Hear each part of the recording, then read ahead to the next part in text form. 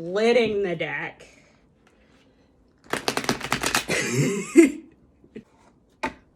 Welcome back, my beautiful friends. This is Tarot with T, and I'm going to tell you and show you how I like to shuffle my tarot cards in order to get the answers that I am looking for. So, I grew up playing cards with grandma, so I'd play rummy, I'd play poker, I'd play, what's the other one where you have to do all like the little pegging situation, that one.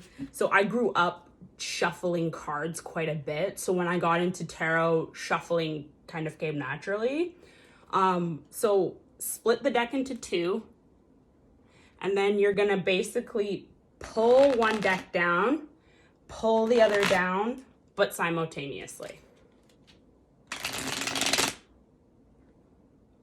It looks easy, but it took me a long time and a lot of 52 pickup in order to get it right. Don't feel like you have to shuffle this way. You can also shuffle your deck the 3-card method, especially if you're not as dextile. You can just go like this.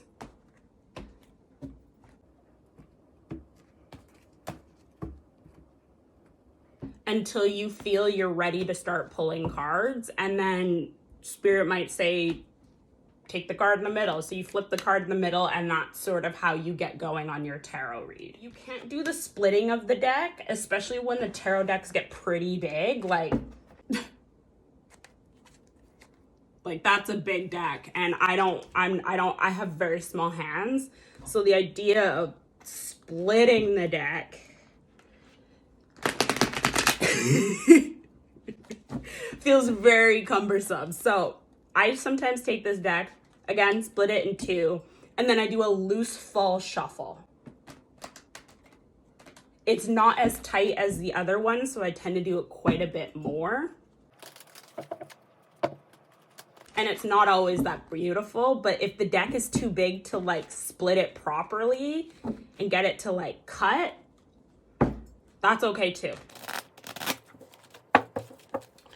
This isn't my most favorite way to shuffle decks, but there are some times where you just, especially if you can't cut the deck properly, you kind of just take the tarot deck and just kind of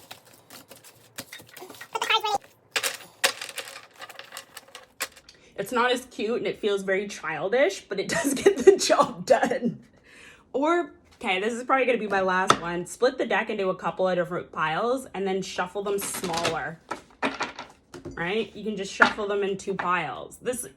You're not here to be perfect. You're here to get answers. And if you were perfect, you wouldn't be getting answers.